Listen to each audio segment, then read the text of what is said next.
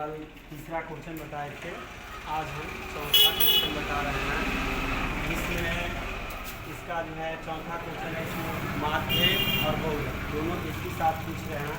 तो हम पहले इसका बहुलक निकाल लेते हैं, लेकिन हम इसका माध्य का जो होता है एक्स और एफ गुने एक्स वो भी हम निकाल लिए हैं ताकि कम समय लगे। तो इसमें हम जैसे निकाल लेते हैं, पहले मान लीजिए बहुलक में, तो बहुलक में होता है जो सबसे बड़ा बारंबारता होता है, तो सबसे ज़्यादा यहाँ पर 10 है, तो हम F1 लिख लेंगे, इसके ऊपर वाले को F0, इसके नीचे वाले को F2, और जिस ये F1 जो है इसके सामने जो है उसका जो न्यूनतम सीमा है उसको हम L ले लेते हैं। L बराबर यहाँ पर 30 है और H बराबर इसके बीच के जो अंतराल है, तो इसके बीच का जो अंतराल है वह 5 है। तो बहुलक बराबर होता है L प्लस F1 घटे F0 बटा 2 F1 F0 घटे F2 इंटू H। तो L का मान 30 है प्लस F1 का मान 10 और -9 बटा 2 गुने 10 -9 और -3 गुने 5। 30 प्लस 1 बटा 10 दूना 20 घटे 9 3 12 और गुने 5। 30 प्लस 20 में से हम 12 घटाएंगे तो 8, तो 1 बटा 8 गुने 5। अब हम लिखेंगे 30 प्लस 5 बटा 8।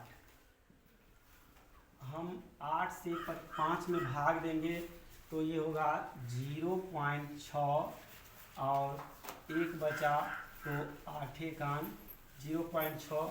यहाँ पर जो है सो 50 हो गया, तो 2 बचा, तो फिर से हम जब लगाएंगे तो यहाँ पर 8 दूनी 16, तो इसका हो गया 30.6।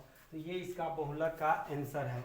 फिर इसमें दूसरा पूछ रहा है जो इसका माध्य ज्ञात करना है। तो माध्य ज्ञात करने के लिए हम निकाल लिए एक्स में आपको हम बताए थे जो इन दोनों को घटा लेना है। 20 में से हम 15 घटा लेंगे 5 और इसका आधा कर देंगे, और जो आएगा इसको हम न्यूनतम वाले मान में इसमें जोड़ते जाएंगे। तो इस तरह से हमें जो है सो 2.5 आया तो 15 में जोड़ दिया है तो 17.5, 20 में जोड़ दिया है तो 22.5, 25 में जोड़ दिया है तो 27.5। इस तरह से अब हम f गुने x को गुना कर लिए हैं, तो इस तरह से आया। अब हम इसका जो सिग्मा fx होता है और यहाँ पर हम बारंबारता जो होता है वो सिग्मा f, इन दोनों को निकाल लेंगे।